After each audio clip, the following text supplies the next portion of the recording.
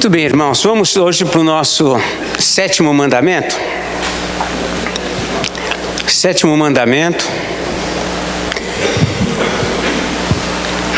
não adulterarás. Não adulterarás. Bom, a Vanusa falou que tinha muito derramamento de sangue no sexto mandamento. Então nós deixamos já, passamos muito tempo nele. Vamos ver se nós começamos e terminamos hoje o sétimo mandamento. Muito bem, mas antes, tem alguém que nos visita pela primeira vez? Não? Primeira vez não tem ninguém? Tá bom. Bom, irmãos, a gente começa com aquela chave, aquela frase célebre que casamento é instituição divina. Foi Deus que estabeleceu o casamento, né? E esse mandamento está totalmente ligado a isso. Não tem como você você tratar com o sétimo mandamento sem abordar essa questão do casamento. Sabemos que o casamento foi estabelecido, né, antes da queda. Deus abençoou o casal, Deus deu ordem para que eles se multiplicassem. O sexo, portanto, não é a razão, não é o pecado, como a igreja romana continua, creio eu, mencionando, mas Deus abençoou o casal e disse para eles que fossem fecundos, que tivessem filhos, que procriassem e enchessem a terra. O teor desse mandamento é, acima de tudo, proporcionar proteção e santificação no matrimônio. Esse mandamento tem a ver com o casamento, com a questão com os cônjuges, com marido e mulher. Mas, segundo estudiosos, né, ele condena não somente segundo os estudiosos, né, esse mandamento, além de proporcionar a santificação do matrimônio e tudo mais, segundo eles, ele condena não somente o adultério em si, mas toda a sorte de imoralidade sexual. Então, quem estuda, quem vai longe no estudo desse mandamento, ele não para simplesmente na ideia do relacionamento marido e mulher, mas ele vai mais além. Ele condena, ele trata, esse não adulterarás envolve tudo aquilo que diz respeito à vida reta dentro dessa área do sexo. Tem um livro chamado A Ética dos 10 Mandamentos, de Hans Ulrich Heifler. É um professor de teologia bíblica, milética, ética cristã, e ele intitula esse capítulo, né, que ele trata do sétimo mandamento, ele diz assim: a proteção do matrimônio e do corpo. Ele embute nessa ideia do não adulterarás, não só a questão do casamento, mas também a questão do sexo, que envolve o ser humano como um todo. Nesse sentido, deve-se considerar que, além da procriação, o casamento tem como objetivo proporcionar companhia para o ser humano sob todos os aspectos: emocional, social, inclusive sexual. O casamento visa isso. Isso tem tudo a ver com o casamento, com a união do homem e da mulher. E essa ideia é tratada não somente aqui dentro do mandamento em si, mas isso daí é destrinchado posteriormente em diversos textos da Bíblia. Vemos Paulo falando sobre isso. Então vamos abrir 1 Coríntios 7:2. Por isso que eu falei, é importante para todo mundo, inclusive casais, os solteiros, né? Quem é solteiro pretende casar. Os viúvos, porque certamente alguns têm filhos, às vezes tem que trocar uma ideia sobre o assunto. Então essa ideia, né, da pureza ou da retidão, inclusive nessa área, é tratada por Paulo lá em 1 Coríntios 7:2. Alguém chegando lá pode ler. 1 Coríntios 7. Mas por causa da impureza, cada um tem a sua própria esposa, cada uma o seu próprio marido. Então vejam só, por causa da impureza.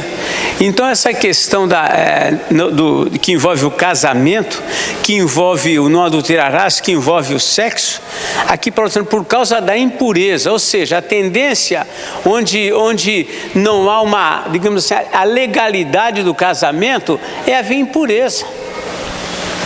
Nós estamos vivendo numa sociedade hoje, uma sociedade impura. Por quê? Porque a questão do casamento está fora de conotação para muitos, mas não o sexo. O casamento não tem sido interesse hoje da maioria. A maioria posterga bastante o casamento, quer cuidar de tantas coisas, mas ele não posterga a questão sexual. Então Paulo, já tratando sobre isso, quando ele fala essa questão, ele fala por causa da impureza. Então, ou seja, infelizmente, pela falta do casamento, muitos acabam se envolvendo em impureza. É interessante que nos tempos antigos, alguns pais até casavam os filhos mais cedo, para que eles não se envolvessem em impurezas. Lógico que hoje entra uma questão social tremenda aí, como que vai pagar um aluguel, como que vai viver, como que vai sustentar, lógico, mas essa questão era tratada assim dessa forma para evitar, para não cair nessa questão da impureza. Então Paulo está falando aqui, certamente em 1 Coríntios 7,2, do sexo entre o casal, dentro da vida conjugal. Segundo ele, cada cônjuge tem o dever de cuidar dessa área, é o que ele vai tratando. Obrigado, Vanus. É o que ele vai tratando, Cada casal, cada cônjuge deve cuidar dessa área, a qual, uma vez cuidada, contribuirá profundamente para que o 7º mandamento seja observado. Uma vez que essa área esteja sendo bem tratada, bem cuidada dentro da vida conjugal, a probabilidade ou as chances de descumprir o mandamento, de cair, de romper o mandamento, é menor. Um casal onde cada um cuida do outro, onde cada um tem consciência da necessidade do outro, essa questão do adultério está mais distante. Por quê? Porque o cônjuge tem consciência do dever dele. Não é só, é dever. Não é questão de que é só prazer, é só a disposição, não. É uma questão de dever. Casamento envolve esse dever. Muitas vezes os jovens se casam e não são orientados nessa questão de que, você tem um dever de cuidar do seu marido, de cuidar da sua esposa, para que não haja erro, para que essa área não seja descumprida. Então esse mandamento, não adulterarás, tem tudo a ver com essa relação do casal.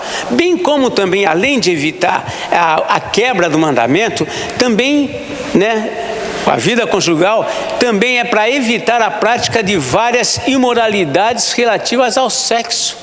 Por isso que Paulo fala, por causa da impureza, é importante que cada um tenha sua esposa. Aqui ele vai mais tratando com os homens, mas isso se aplica no vice-versa. Então ele está orientando nesse sentido. O casamento vai evitar, dentro dessa área, vai evitar as impurezas, as imoralidades. Sobre esse assunto, como eu disse, vemos que hoje em dia os jovens estão demorando para casar, mas estão precoces na atividade sexual. A sociedade ensina isso, Nas escolas são distribuídos para alunos, às vezes adolescentes, já é distribuído preservativos para eles. Isso é distribuído, os professores falam abertamente sobre a questão, o problema não é você praticar, você tem que se proteger, pronto. Aí você já é uma pessoa inteligente e uma pessoa responsável. Essa é a ideia que o mundo passa.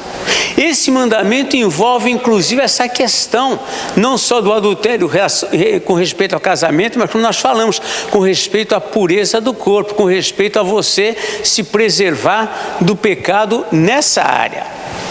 Então, o resultado disso, desse contexto que nós vemos hoje na sociedade, é que os jovens demoram para casar, a imoralidade tem se multiplicado velozmente e isso vai trazendo consequências. Dias atrás, não faz acho que 2 semanas, 3 semanas, eu estava saindo de casa, aí vi uma chamada lá na TV lá sobre a questão da Organização Mundial da Saúde, dando a estatística do quanto tem aumentado, tem se proliferado doenças venéreas novamente no mundo. É interessante que você hoje está tendo dificuldade para achar a penicilina. Sabe por quê? Porque a penicilina, que era usada para tantos remédios, para tantos antibióticos mais fortes, está sendo agora preservada para aplicação naqueles que aparecem nos postos de saúde ou médicos com doenças venéreas. Isso está se multiplicando muito. Basta você entrar no Google e ver lá a OMS, o que ela está falando sobre esse assunto, você vai ver como isso tem se multiplicado. Ou seja, dentro dessa questão do mandamento, o mundo, a sociedade está vivendo completamente a parte daquilo que Deus estabelece como sendo o melhor para o homem viver. Tem se multiplicado, portanto, as doenças, e eles mencionam, né, nessa reportagem a questão da sífilis, gonorreia, essas coisas que envolvem toda a questão do sexo, tem se proliferado. Isso não é só no Brasil, em diversos países, por conta da falta de regra, por conta dessa desobediência ao mandamento. A presença desse mandamento no Decálogo, por si só, evidencia a fraqueza do ser humano nesta área. Lógico, Deus nos fez, Ele nos conhece, Ele sabe a nossa inclinação, as nossas fraquezas. E esse mandamento está ali porque essa é uma área que o homem também sofre as tentações, que o homem pode ser fraco e ele precisa o que serve o mandamento? Nós já mencionamos, o mandamento ele veio para proteção, para proteger. Ao mesmo tempo que ele desperta, mas ele protege. Protege quem? Os obedientes. Aqueles que veem o mandamento, aqueles que veem o sinal e não ultrapassam. Então, esse mandamento está aqui por conta dessa necessidade. A punição dos desobedientes com a morte, o adultério era punido com, nós já vimos isso quando estudamos o 6º mandamento, com a pena capital. O adultério, o adúltero e a adúltera, eles eram apedrejados. Esse era a penalidade. Até nós vimos aquele texto lá em que os fariseus levaram aquela mulher pega em flagrante adultério, levaram até Jesus só para ver se Jesus iria cumprir o mandamento, que era apedrejar ou não. E aí Jesus faz aquele argumento extraordinário, traz lá, tudo bem, então cumpra-se a lei, ótimo, quem tiver sem pecado atira a primeira pedra. Então, a lei era isso. Então, havia o mandamento e a penalidade para aqueles que não se sujeitavam ao mandamento era a pena de morte. Isto visava evitar que esse mal viesse a contaminar a conduta moral do povo de Deus. Conduta moral do povo de Deus. Essa situação é interessante que certa vez uma pessoa estava conversando comigo de outra igreja e ele tem parentes, cidades, às vezes aquelas cidades mais pobres do Nordeste, alguma coisa assim. Ele falou: pastor, eu fui com a minha esposa para isso há muitos anos, ele não ia, passou muitos anos sem ir para lá e quando ele foi, ele falou: pastor, eu fiquei assustado. Porque a cidade onde eu fui, onde era minha esposa, a cidade de onde nós viemos, era uma cidade que na nossa conversa, ela conversando com os parentes, ela com os familiares, é comum o homem ter mais uma pessoa na vida dele. Isso é comum. Naquela cidade isso é uma coisa, faz parte, é cultural. Desobediência do mandamento. Então a gente imagina a família, os filhos, os que crescem nesse ambiente. Então o mandamento visava purificar o povo de Deus. Essas coisas podiam acontecer entre os outros povos, mas Deus não queria que no povo dele essas coisas fossem aceitas, essas coisas acontecessem.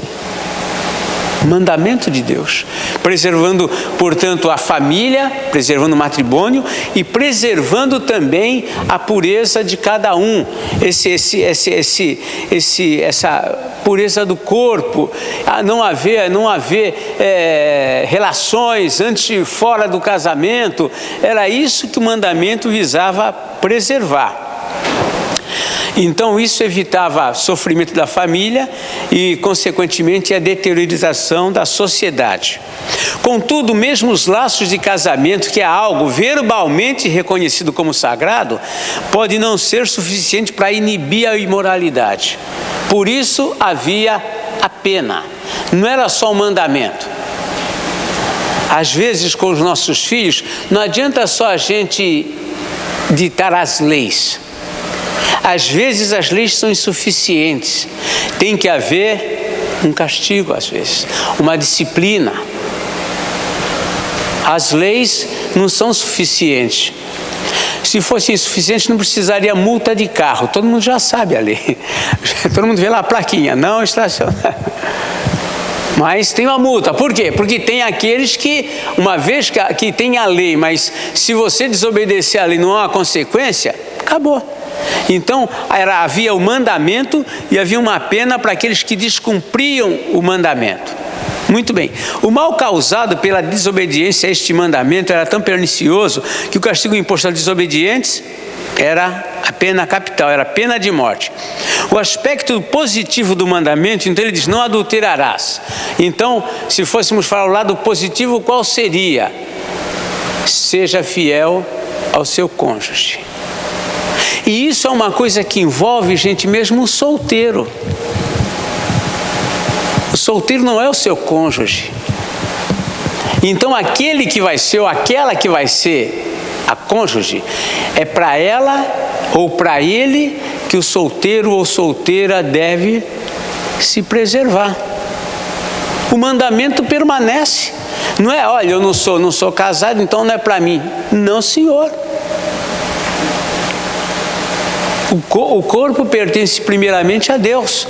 Então, essa ideia, esse mandamento é algo que envolve também esse aspecto, né, da preservação da vida na retidão, com respeito a essa área do sexo. Então, o aspecto positivo seria: serás fiel ao cônjuge.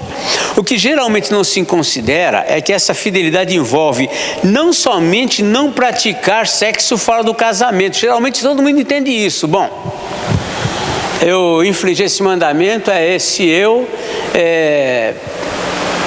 for infiel à minha esposa ou ao meu marido fora do casamento.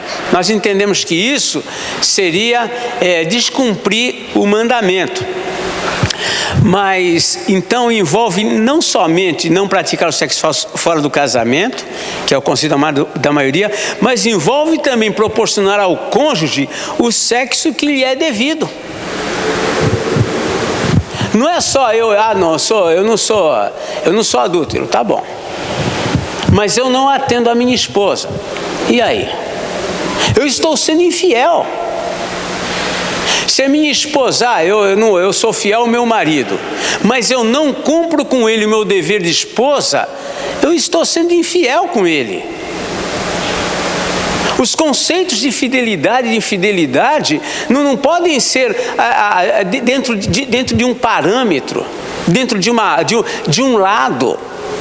Existe o outro lado também. Então tem que haver o compromisso. A partir do momento que um homem se une a uma mulher e a mulher resolve casar com o marido, um tem dever para com o outro. Dever. Nós gostamos das coisas que são opcionais. Quando eu quero, quando eu não quero, me respeite. Deus não trata assim na palavra dele as coisas. Não, eu obedeço, olha, agora eu vou obedecer, agora eu não vou. Agora eu acho que devo fazer como Deus quer. Agora, não é assim. Nós precisamos ter um senso de dever. É lógico que isso dentro de uma sabedoria, dentro de uma prudência, dentro de um discernimento. Nós vamos ver alguns textos que Paulo fala sobre isso, porque preservando exatamente o quê? O cumprimento deste mandamento. O cumprimento desse mandamento está dentro dessa realidade. E às vezes, nós entendemos assim, dentro de um casamento, entendemos que ser fiel é apenas não adulterar fora do casamento. Mas eu não estou sendo fiel à minha esposa se eu não dou a ela o que é devido. E ela não está sendo fiel a mim se ela também não concede aquilo que é devido como esposa. Vamos para frente aqui. Vamos ler um pouco mais aqui. Vamos abrir em 1 Coríntios 7 mesmo. Nós lemos 2, vamos ler agora o 3 e o 4. O marido conceda à esposa o que lhe é devido, e também semelhantemente a esposa ao seu marido. A mulher não tem poder sobre o seu próprio corpo, e sim o marido, e também semelhantemente o marido não tem poder sobre o seu próprio corpo, e sim a mulher. Veja que Paulo está sendo muito claro no casamento. Mais claro do que isso não tem como ser. O corpo do marido pertence à mulher. O da mulher pertence ao marido. Nos dias de hoje, quando se fala em autonomia geral, global, eu sou independente, marido também acha independente, e a mulher também, isso é complicado, mas Paulo está tratando as coisas como Deus quer que seja tratado. Eu não tenho direito de me negar para minha esposa. E biblicamente a minha esposa também não tem o direito de se negar para mim. Sempre, gente, com sabedoria e com prudência. Não é coisa, é na marra, não é isso. Com sabedoria e prudência, eu tenho que ter consciência do meu dever como marido, e ela tem que ter o dever dela como esposa. E isso ela tem que ter essa consciência antes até do casamento. Porque é no casamento que vai viver isso. E é isso que Deus espera de marido e mulher dentro do casamento. Se muitas coisas estão acontecendo erradas no mundo, pode ter certeza. Uma das principais razões está nessa área muito mal administrada dentro de cada intimidade de cada casal. Então, Paulo aqui está sendo muito claro. E ele fala esses dois textos, um texto forte aqui, O marido concede à esposa o que lhe é devido. É dever. A esposa e também semelhante à esposa ao marido. A mulher não tem poder sobre o corpo. Isso daqui não precisa ser feminista não, gente. Não é feminista não. As mulheres ouvem isso. Não é assim que ninguém faz, mas é, E o marido também não semelhantemente, mas não tem poder sobre o próprio corpo, mas sim a mulher. É recíproco. E tem uma advertência séria com respeito a isso no verso 5. Pode ler o 5, o que diz lá? Não vos priveis um ao outro, salvo talvez por consentimento, por algum tempo, para vos dedicardes à oração, e novamente vos ajuntardes, para que Satanás não vos tente por causa da incontinência. Gente, o diabo gosta quando entre o casal uma situação dessa não é resolvida como deveria ser. E ele tem tirado muito proveito disso. Não é na vida dos ímpios, na vida dos cristãos. Paulo não está escrevendo a carta aos cidadãos da cidade de Corinto. Ele está escrevendo essa carta aos santos que vivem em Corinto, aos crentes, aos cristãos. Uma advertência que nós muitas vezes não levamos a sério. Satanás leva. Satanás leva, né? Então, o marido não deve privar a esposa, nem a esposa ao marido, é o que ele diz aqui, a não ser por mútuo consentimento, há um acordo para os dedicados à oração, etc., para que Satanás não vos tente por causa da incontinência. Para que Satanás não vos tente, ele tira proveito. Ele é oportuno, né? Deu chance, deu uma brecha.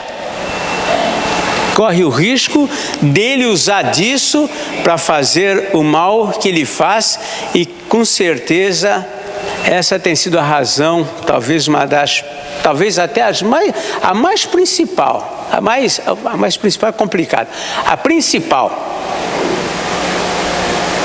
de muitos casamentos, a infidelidade acabar acontecendo. Então nós precisamos ter o quê? Sabedoria. Precisamos ter discernimento. Às vezes os ímpios são mais sábios que os cristãos nessa área. O ímpio às vezes ele é mais sábio.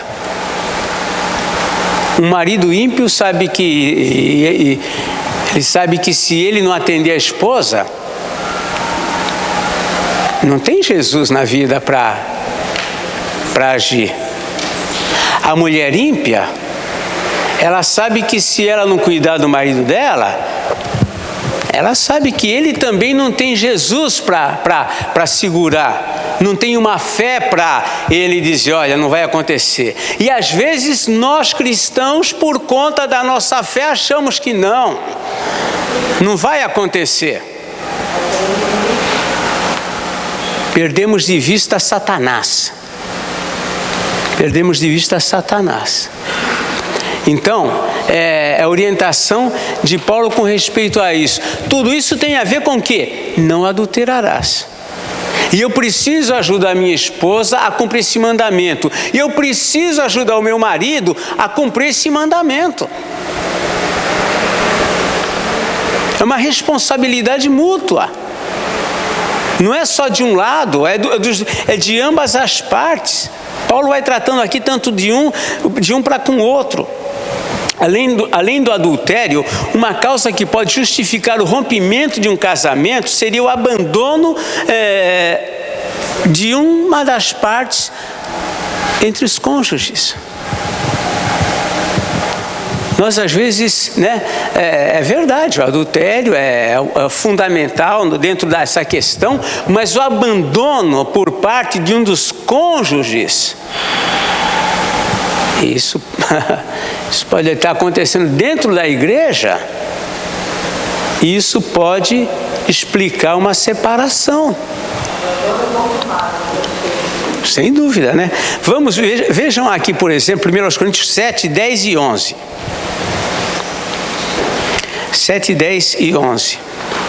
Aos casados, ordeno, não eu, mas o Senhor, que a mulher não se separe do marido. Se, porém, ela vier a separar-se, que não se case ou se reconcilie com o seu marido, e que o marido não se aparte de sua mulher. Veja só, então há uma possibilidade do quê? De um dos cônjuges o quê? Se separar, apartar-se. Mas às vezes nós somos artistas, não é? A gente não sai de casa, a gente sai de casa dentro de casa. É isso. Na época que eu trabalhava no Porto, e naquela época, hoje em dia não tem se fala, mas era greve, tinha volta e meia greve. Às vezes, como que era a greve? Todo mundo entrava e batia o cartão, mas ninguém trabalhava.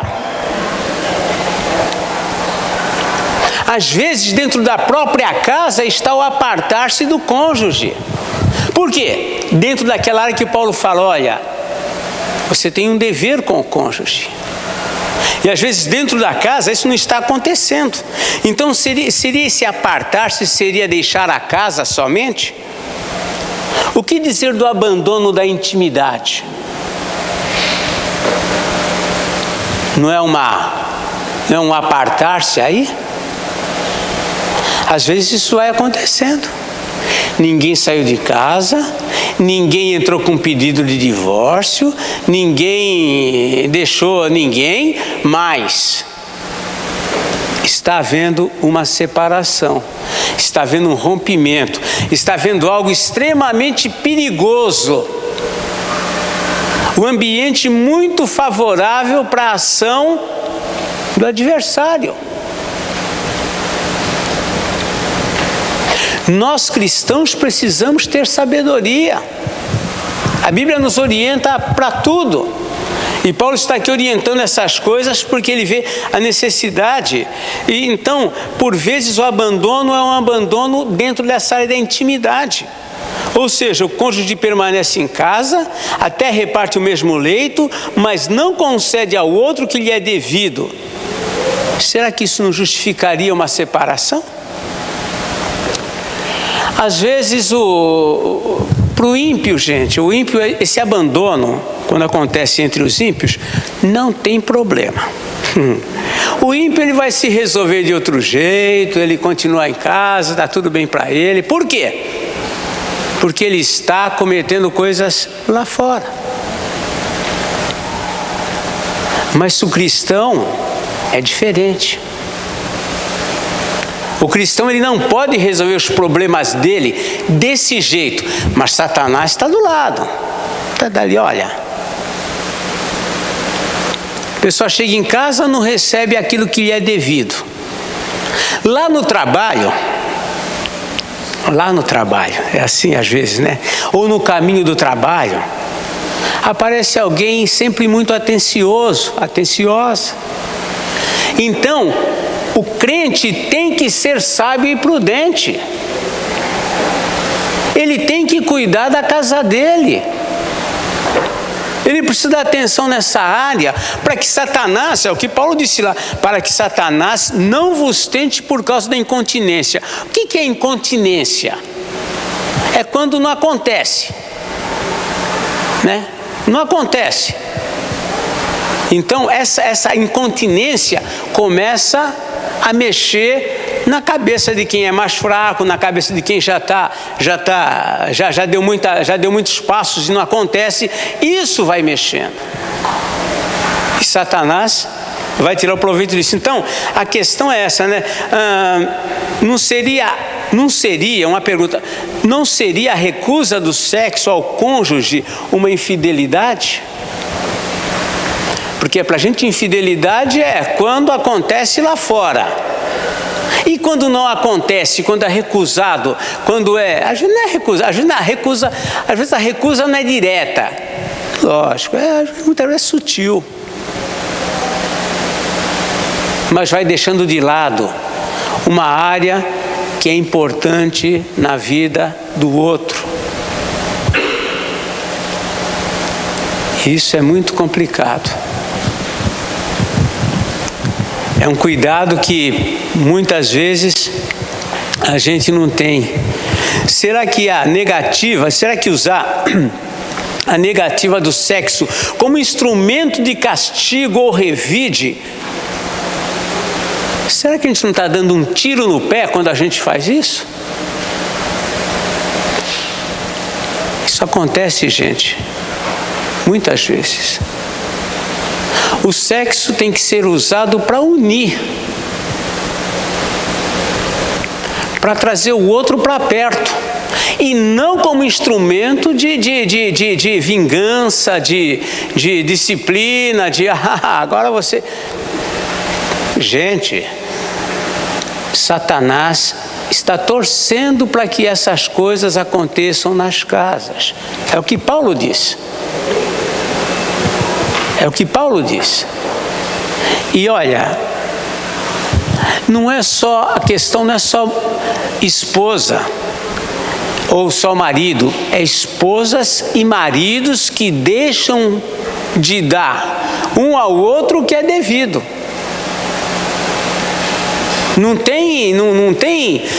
Não é só para um lado que pende, não. Os dois têm que ter a responsabilidade. E a situação, no geral, atinge a ambos. As situações acontecem tanto do lado do homem como do lado da mulher também. E se nós formos sábios, se nós queremos cumprir o mandamento não adulterarás, se nós queremos que o nosso cônjuge cumpra esse mandamento, muito do cumprimento desse mandamento na vida dele pesa sobre mim, marido, ou sobre mim, esposa.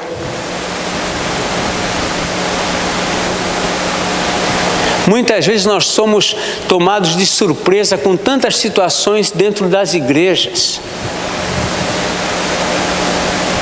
Não tem isenção.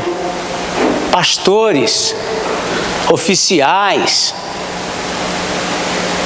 homens e mulheres envolvidos, independente do ministério que estão aqui, independente de qualquer ministério que exerçam, Satanás quer aproveitar uma oportunidade e cabe a nós, homens e mulheres cristãos, fazer a nossa parte, para que ele não alcance o seu objetivo. Com isso nós poderíamos concluir que é possível haver muitos casamentos, inclusive cristãos, que no que se refere à vida íntima dos cônjuges, já estão vivendo um rompimento. Às vezes dentro das casas isso está acontecendo.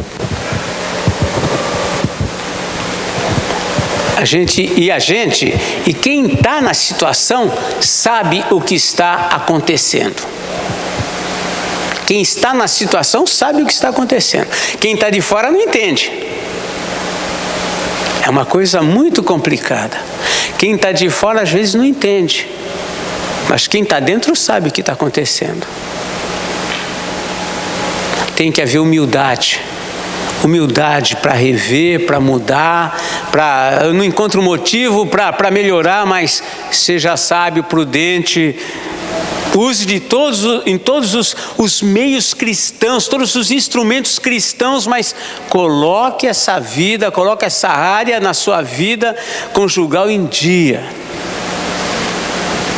Não deixa Satanás tirar proveito disso.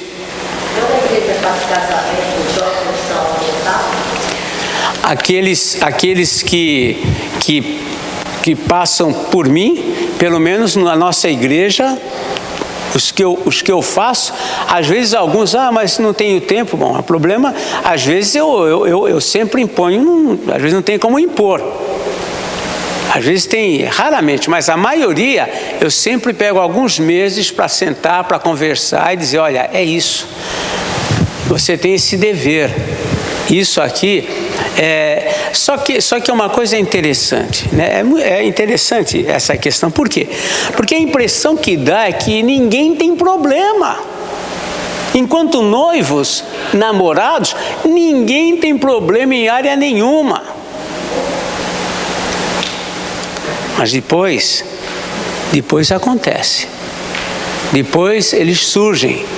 Então, muitas vezes a gente, na empolgação de um casamento, ninguém compreende os direitos e deveres, né? Os privilégios e as responsabilidades que a vida conjugal traz para ambas as partes. E essa que nós estamos tratando, como estamos falando lá do sétimo mandamento, é algo de grande importância num casamento. Alguns estudiosos da área chegam quem escreve sobre casamento, alguns chegam a defender que 70%, olha só o peso, 70% da estabilidade de um casamento tem a ver com ajuste nessa área. Olha só o que... Não foi eu que escrevi isso. Um casal que ele se ajusta, que se respeita, que procura colocar essa área em dia, que dá atenção, geralmente é isso que eles defendem, os que escrevem sobre essa área. Então, para nós vermos como é algo muito forte para o ser humano. Tanto é que vide a imoralidade na sociedade, o que é? É por conta dessa inclinação do homem. Nós vamos estudar mais à frente quando Israel ia entrar na terra prometida e o povo é preparado para o que eles iam encontrar lá. A gente lê, mas o que? Mas acontecia isso? Acontecia.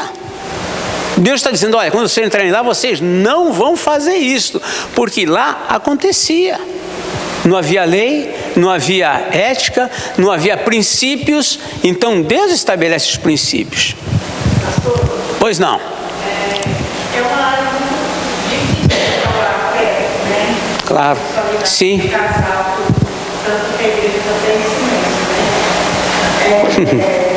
E eu vejo assim, não é feminismo falar de homens. Porque eu vejo que a maioria das mulheres são mais no lado emocional e o marido mais racional. Nessa área da sexualidade é complicado a mulher emocional e o homem racional. Então, por exemplo, o marido falou uma coisa que naquele dia eu fiquei chateada. Então, aquela chateação faz com que você não consegue ter o ato sexual com o marido. Então, assim, eu vejo que a mulher é mais do lado emocional e o homem racional. No meu entendimento, é o que às vezes eu sinto. A estrutura é diferente nessa área. Todas as áreas, a estrutura, né, do homem e da mulher são diferentes. O valor, por exemplo, é que aí eu não quero entrar no mérito, porque aí uma reunião de casais seria mais para falar. Estamos abordando algumas pontas, mas são diferentes. Sem dúvida, a estrutura do homem e da mulher, o valor que o homem dá para essa área pode, num geral, não sem exceções, num geral, né, o homem ele é mais ativo, ele é mais atirado, essa é uma área muito forte na vida dele. Mas eu não quero entrar no assunto, mas sem dúvida, isso que você está falando é uma realidade. Como que a mulher vai lidar com isso? Primeiro, o perdão. Segundo, né, agora, como você tocou nesse ponto, então vou abordar um pouco esse ponto. Acontece mesmo isso. Então o que acontece? A mulher sabe, ela vai ouvir isso, pode ficar chateada aquele dia, mas ela não vai usar isso para no dia seguinte, ah é? Você me falou isso?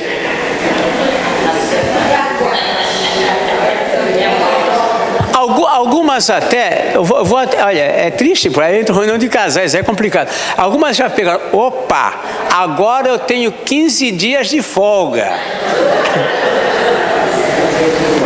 É duro, o que eu estou falando é brincadeira, mas é duro. Infelizmente é isso, parece que, é assim, tá bom, legal. E a Bíblia fala para não deixar o sol sobre a sua vida. Então, exatamente, por isso que a Bíblia acaba com a gente, porque ela tira de mim aquilo que eu podia pegar como razão. Aí entra o perdão, entra a tolerância, entra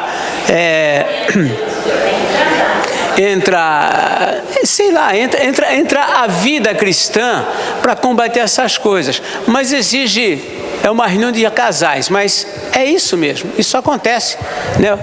Isso acontece. Para o homem você pode dar uma cacetada nele de manhã, não vai atrapalhar nada para ele à noite. É a estrutura do homem, não é a estrutura do homem. Ele é assim. O homem, se o homem... vou indo para a reunião de casais. O homem, se ele chegar em casa, se a casa tá limpinha, encerada, arrumadinha, o quadro de jeito, isso aí ele nem percebe isso. Agora, se a esposa não der atenção para ele à noite, ele já, pronto. O que a gente tá a casa arrumada, tudo ajeitado? A visão dele é outra.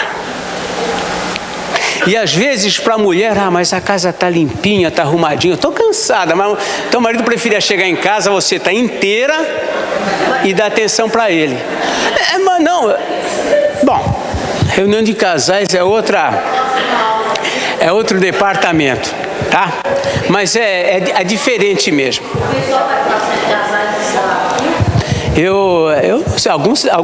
Alguns devem estar, né? Alguns devem estar. Então, né? Muitos defendem. Então, como eu disse, que um casal que consegue caminhar respeitando o outro nessa área, sendo atencioso, ele tem condições de ter um casamento mais estável. Só mais um exemplo nisso. Eu tinha na minha aula, tinha aula de poimênica no seminário. Então era uma moça, eu mais velho, eu era o vovô lá, eu tinha 37 anos. Primeiro ano de seminário eu estava com 37. A maioria lá tinha 19, 21, 22, 23, a maioria era essa. E o professor de poimênica é aula de, para você ser pastoral, essa é a ideia de poimênica, né? Muito bem, então ele falou, ele falava, gente, ele falava para homens, era o reverendo Osias, acho que ele já é falecido, ele foi pastor na igreja de Pinheiros lá um tempão, mas então ele dizia, olha, essa área de vocês é uma área que vocês têm que cuidar, embora fosse só os pastores, pastores não, os seminaristas, né, e homens, mas vocês têm que cuidar muito bem, porque essa é uma área muito forte na vida de vocês têm que tomar muito cuidado. E ele falou uma coisa que era muito interessante, ele falou, né, como isso é forte, né? É importante para as mulheres isso. Ele disse que ele tinha um amigo dele, que estava falando estava na conversa de amigo, papo de amigo, papo de homens lá, conversando lá. Ele falou, rapaz, eu saí, eles estavam conversando que ele tinha ficado desempregado. Então, quando ele chegou na empresa, que ele recebeu a carta de demissão, ele ficou arrasado aquele dia. Ele saiu triste, não foi almoçar, ficou e tal e tudo. Daí ele falou como essa área é importante na vida do homem. Aí diz que esse amigo comentou comigo, mas olha, eu cheguei em casa e olha que eu falei para minha esposa que eu estava acabado com isso, fiquei lá, cabrunhado lá. Aí minha esposa me abraçou e falou, esquece isso, vamos conversar. No dia seguinte ele era um outro homem que estava preparado para sair, procurar emprego, para lutar para a vida. Isso para a gente ver como uma pessoa que né, a mulher, a Bíblia diz, a mulher sábia edifica a sua casa, né? E a insensata com as suas próprias mãos destrói. Às vezes, quando chega numa situação dessa, marido em casa, qual é a tendência normal? Como que foi? O que você fez para ficar desempregado? O que você aprontou lá no serviço? Pronto, imagina o camarada já estava acabado, aí ele vai levar 1 ano para se levantar daquela notícia. Mas essa área é uma área importante quando aplicada, quando vivida, enfim, tá? Então, a negligência nessa área pode ser a responsável por problemas de toda a sorte que envolvem os casamentos. Um cônjuge não satisfeito com respeito ao sexo fica mais frágil às tentações. Fica mais frágil. Se ele é melancólico, ele vai ficar introvertido, desmotivado, vai entrar pela casa calado, sair calado, ninguém vai entender. A esposa sabe, mas ele está acabado. Mas o senhor está falando só do homem. Tem a mulher também. Se a mulher... mas só tirar, se a mulher... Pastor, eu acho muito... Pode falar. Fala. Então tem que se casar bem, tá? Então, o noivo não tem nenhum relacionamento no casamento. Aí casa, começam a se relacionar. O marido é aquele cara que vai lá, se relaciona em 5 minutos e vai embora. E a esposa fica vendo isso. Consequentemente, ele não satisfaz a mulher, mas eu não estou cumprindo com a minha obrigação. Só que não está cumprindo, não está atendendo as necessidades dela. E ela fica quieta. Ela é cristã, não pode fazer nada. Aí já começam os problemas do casamento. O que ela faz com a situação? Mas aí é onde entra. Claro, e disse, olha, estou nessa situação. E eu falei, bem-vinda a todas as casadas. Nada de novo, não é verdade? Agora, gente, essas coisas que eu falei, reunião de casais, a gente não adianta, a gente acaba entrando. Mas essas coisas, gente, é para isso que tem, olha, é para isso que tem o aconselhamento, sei lá, procura uma pessoa de confiança, lógico. Aí seja quem for, procura uma pessoa de confiança, madura, para conversar, para ver como é que eu lido com isso, como é que eu trato. Ou então, conversa com o marido, olha, escuta, vamos procurar alguém para a gente conversar? Para a gente conversar melhor.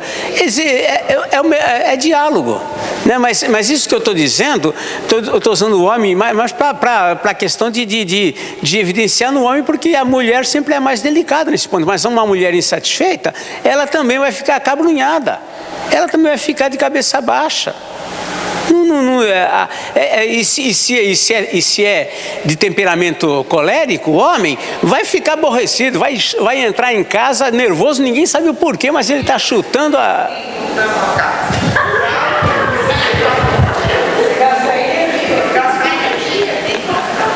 Deve ser.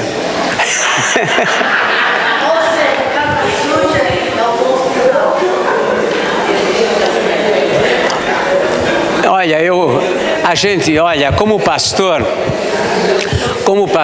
a gente ouve de tudo e de todos os lados. De todos os lados. A gente ouve de tudo. E essas coisas estão acontecendo por aí. Por aí. Não, estou jogando longe que é para ninguém me... Não, mas eu não tenho nada com ninguém que está aqui. Eu estou dizendo o que acontece. Só lá em Córdoba, como diria o reverendo José Clóvis, né? Isso só acontece lá em Córdoba. Aqui não acontece essas coisas. Muito bem, né? Então, eu não vou exemplificar nada, senão... Mas, né, indo para o finalmente aqui, os cristãos, os crentes, particularmente, devem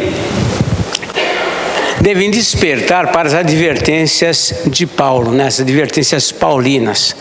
Como eu disse, os ímpios ignoram a ação de Satanás nessa área, mas eles estão às vezes mais cientes dos perigos do que às vezes o crente. Porque o crente, ele acha que porque a esposa é cristã, não tem problema. Mesmo que ele trate mal, não tem problema. A esposa cristã acha que porque o marido é um crente, é um oficial, é isso, ou é membro da igreja, ele também vai. E aí é onde as coisas, infelizmente, estão acontecendo. O cônjuge cristão, então, pode facilmente usar a privação do sexo para castigar o outro, para disciplinar o outro, porque não crê que ele possa, por conta disso, vir a agir com infidelidade. Mas Paulo está advertindo a crentes.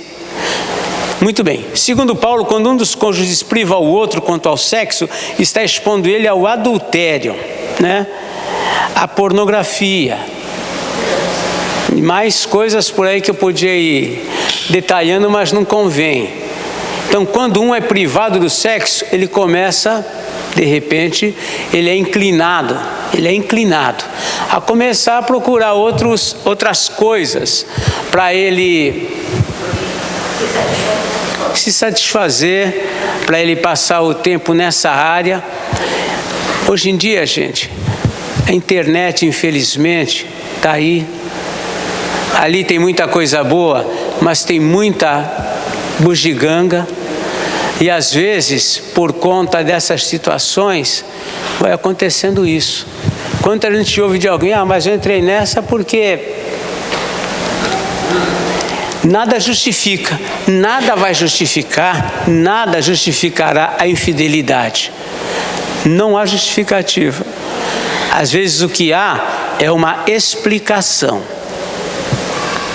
Então nós precisamos ter esse cuidado.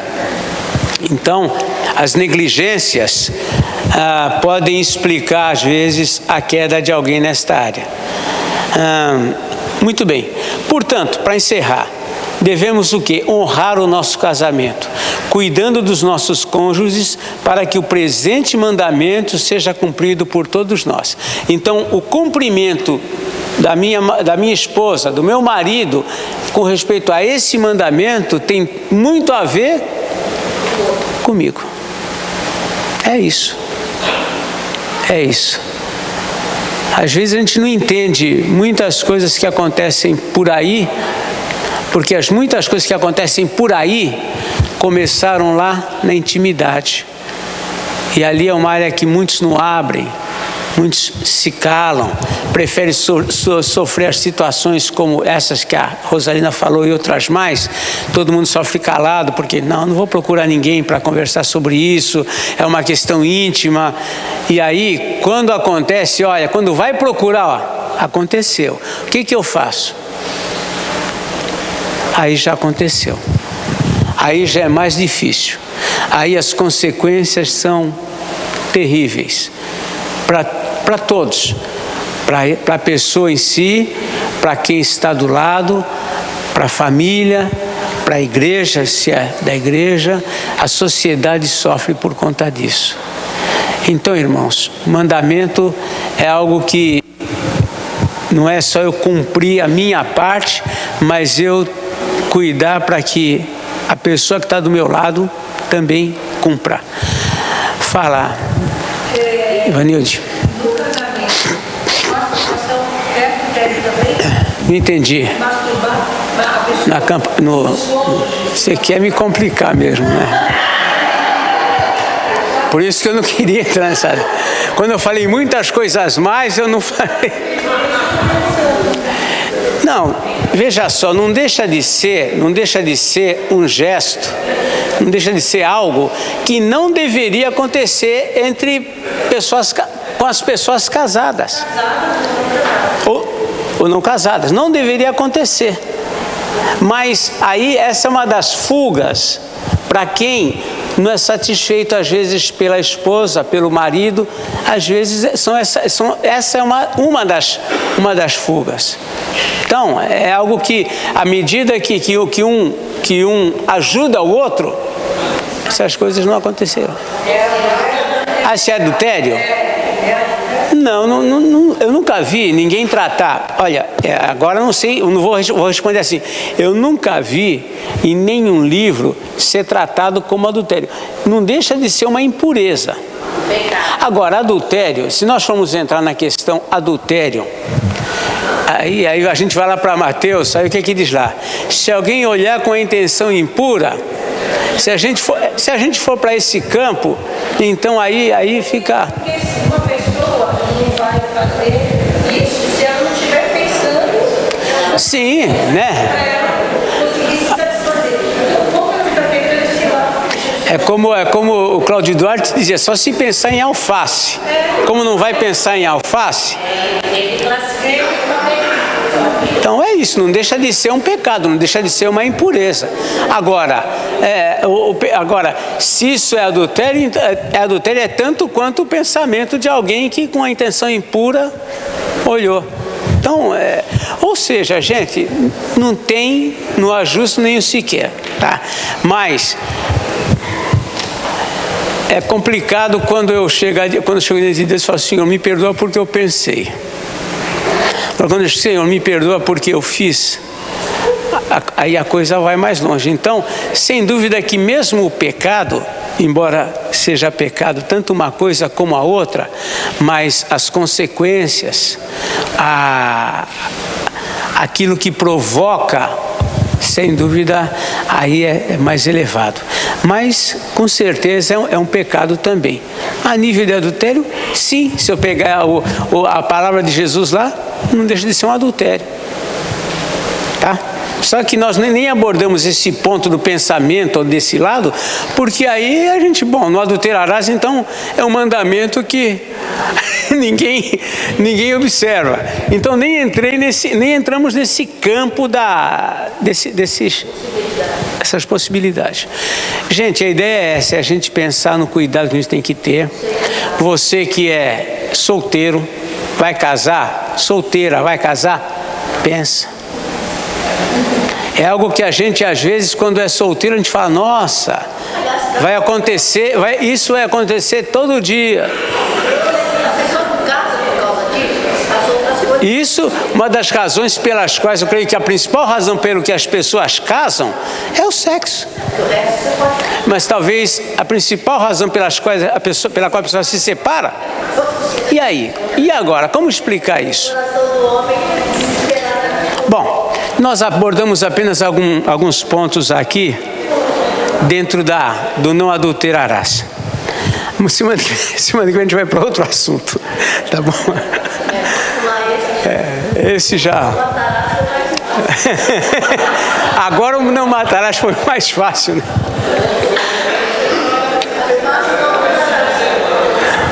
Olha, ainda bem que é pela graça, né? Nossa, Deus é maravilhoso. Ele sabia que pela lei, pelas obras, ninguém chega lá.